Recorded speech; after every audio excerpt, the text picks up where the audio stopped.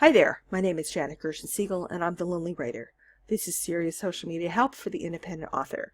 The independent author is defined as a writer who does not yet have an agent. This month, I'm doing daily prompts for NaNoWriMo. And these prompts are all in kind of a mixed up order. So if you follow them in order, you probably won't get a terribly coherent story. So instead, what I would recommend is either doubling up or doubling back, maybe skipping a few, and even checking some of these once NaNoWriMo has concluded. But I do hope to give you some support and some inspiration if you're a little stuck, particularly when you're trying to make word count. Now, today's prompt is the word bitter. Now, what do we mean when we say that something or someone is bitter? There's no question that there is a heavy negative connotation to the word bitter.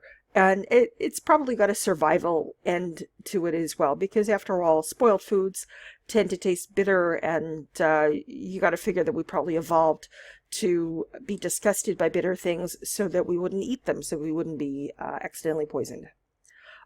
So one question is bitterness about disgust, and not just the disgust of food, but disgust about anything else? Is it also wrapped up with anger? Now, bitterness seems to also have a serious connotation of disappointment and failed expectations. It's kind of this toxic cousin to disappointment. It's much harsher. But is bitterness a relative experience? Or do we perhaps measure it in any manner that you could even vaguely call objective? Is there any sort of a correlation between bitter almonds, which we might eat voluntarily, arugula, which has a real snappy kind of bitter flavor that people don't just eat, that people actually spend pretty serious money to eat, and bitter memories, which, like I said, have an absolute context of we expected one thing and we got something else that disappointed us, and disappointed us so much that we didn't just rebound from it, that it was maybe even a grudge that we held. It was something that was a lot harder for us to get over. Now, what if we flip this script a little bit? What does it mean when a person is bitter? Some of this may have to do with regret.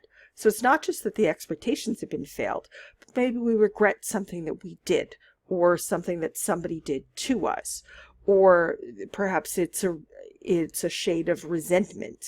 Maybe there's even jealousy, which is relationship based, or maybe envy, which is object based. So we're bitter because somebody else has a bigger car, or we're bitter because somebody else has a better looking spouse, or has maybe the person who we wanted to end up with. Does it ever correlate with age? Does it correlate with experience, perhaps? I mean, I think you can be bitter and be a child, but I think it's a lot less likely to happen. More likely, it seems, that bitterness comes from a sort of a level of experience, and particularly it may be correlated with that you sort of are seeing your time running out.